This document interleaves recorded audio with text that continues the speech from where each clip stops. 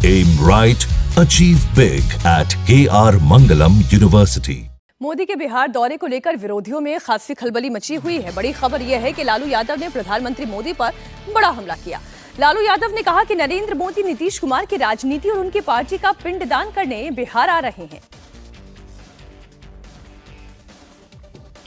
इधर लालू के इस बयान पर जेडीयू ने पलटवार किया। जेडीयू प्रवक्ता राजीव रंजन ने कहा कि जनता आरजेडी का पिंडदान करेगी। इस चुनाव में आरजेडी का सफाया तय है, उसके ताबूत में आखिरी कील लगने वाली है।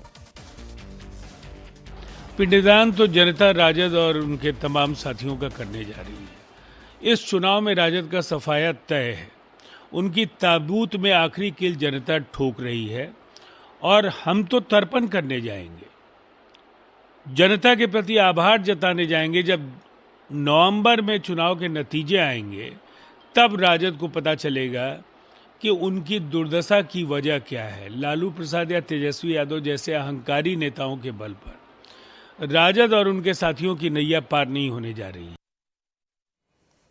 अब बात लालू प्रसाद यादव के बड़े बेटे तेज प्रताप यादव की भी। तेज प्रताप यादव आज एक बड़ा खुलासा करने वाले हैं।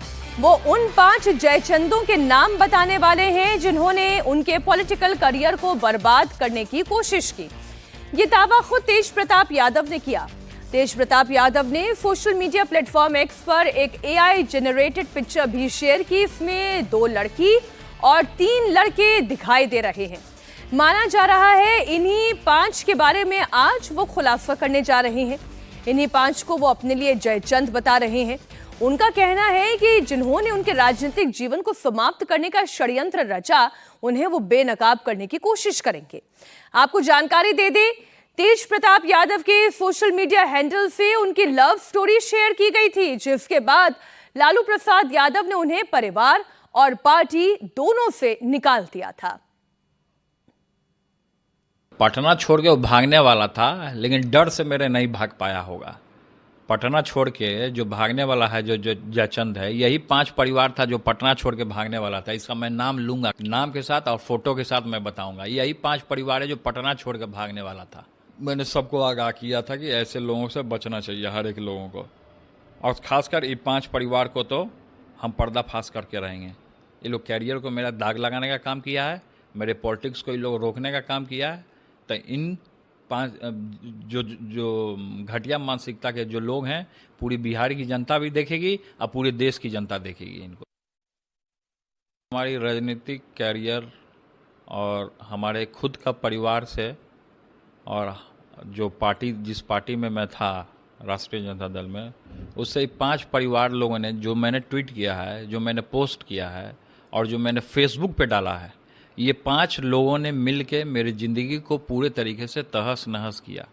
जैसे मैंने जयचंदों का जिक्र किया था, जयचंद तो हैं ही जो मेरे कैरियर को खाने का काम किए, साथ साथ इसके अलावा 5 परिवार और है जो मेरे इस कैरियर को हंसी ठिठोली वाला, जो हमारा जो अंदाज़ था, हम जिस तरीके से अपने परिवार में रहते थे, खुद अपने माता पिता के साथ हंस करके, बोल करके और अपने परिवार के साथ रहते थे, तो उसको खुशी बर्दाश्त नहीं हुआ और उसने मेरे कैरियर के ऊपर इस तरीके का आरोप लगा करके और षड्यंत्र रच के मेरे कैरियर को 5 परिवार के लोगों ने षड्यंत्र रचा है और इसको मेरे जीवन को बर्बाद करने का काम किया है, तहस नहस करने का काम किया है। मैं कोर्ट भी जाऊंगा और मैं केस भी करूंगा। मैं हमारे सहयोगी नीतीश चंद्र जुड़े हुए हैं। ये जो पोस्ट उन्होंने किया है, वो पोस्ट हम दर्शकों को भी दिखा रहे हैं। नीतीश, इसमें 2 तो लड़कियां दिखाई दे रही हैं, 3 लड़के दिखाई दे रहे हैं, एक तो कोई छोटा भी दिखाई दे रहा है। क्या ये कोई परिवार के ही सदस्य हो सकते हैं नीतीश?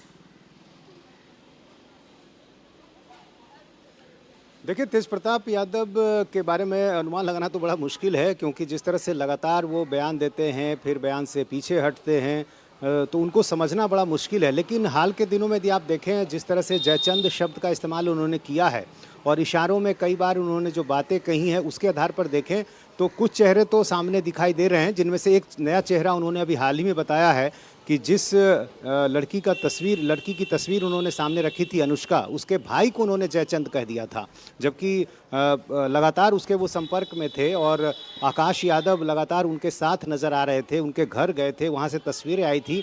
लेकिन अभी कुछ दिन पहले ही उन्होंने अनुष्का के भाई आकाश यादव को भी जयचंद कह दिया। इससे पहले जो तेजस्वी यादव के राजनीतिक सलाहकार हैं और अब राज्यसभा सांसद हैं संजय यादव, उनसे उनकी नहीं बनती रही है, ये बातें भी सार्वजनिक है और कई जगह उन्होंने उनका नाम भी लिया है। लेकिन जो बाकी और जो महिलाएं नज़र आ रही है, जो 3 लड़कियों की तस्वीर उन्होंने इशारे में डाली है, उनके बारे में अनुमान लगाना काफ़ी मुश्किल है। हालांकि कुछ समय पहले उन्होंने मीसा भारती समेत अपनी 3 बहनों को अनफॉलो किया था सोशल मीडिया पर, तो ये भी समझा जा सकता है कि कहीं ना कहीं उन महिलाओं में कोई एक बहन भी हो सकती है। तो इंतज़ार करना होगा कि तेज प्रताप यादव आखिर किन 5 लोगों का जिक्र कर रहे हैं और कौन से वो चेहरे हैं जिनके बारे में वो ये बता रहे हैं कि उन्होंने केवल जिक्र ही नहीं कर रहे नीतीश, उनके खिलाफ केस करने की बात भी कर रहे हैं, कोर्ट जाने की बात भी कर रहे हैं। बहुत शुक्रिया आपका पूरी जानकारी के लिए। आइए बात करेंगे दिल्ली की मुख्यमंत्री रेखा गुप्ता पर अटैक के मामले की। बड़ी खबर यह है कि रेखा गुप्ता अटैक मामले में एक और गिरफ्तारी हुई है। दिल्ली पुलिस ने गुजरात के राजकोट से एक व्यक्ति को गिरफ्तार किया है। राजकोट से जिसकी गिरफ्तारी हुई है वो आरोपी राजेश का दोस्त बताया जा रहा है। पुलिस उसे राजकोट से लेकर दिल्ली आ रही है। कहा जा रहा है कि इसी शख्स ने राजेश को पैसे ट्रांसफर किए थे। राजकोट से एक और व्यक्ति की गिरफ्तारी हुई है। रेखा गुप्ता सीएम पर अटैक केस में लगातार पुलिस की कार्रवाई जारी है। जो मुख्य आरोपी है राजेश भाई खिमची, वो तो पहले से ही पुलिस की हिरासत में ही है, उसे गिरफ्तार किया जा चुका है और वहीं अब एक और गिरफ्तारी हुई है। दिल्ली की मुख्यमंत्री रेखा गुप्ता पर अटैक मामले में दिल्ली की पुलिस कमिश्नर एसबीके सिंह यानी कि शशि भूषण कुमार सिंह नप गए हैं। 21 दिन के भीतर ही उन्हें दिल्ली पुलिस कमिश्नर के पद से हटा दिया गया।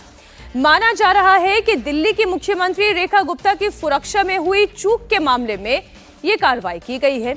एसबीके सिंह की जगह सतीश गोलचा को दिल्ली का नया पुलिस कमिश्नर बनाया गया है। वो अभी दिल्ली के तिहाड़ जेल के महानिदेशक भी हैं।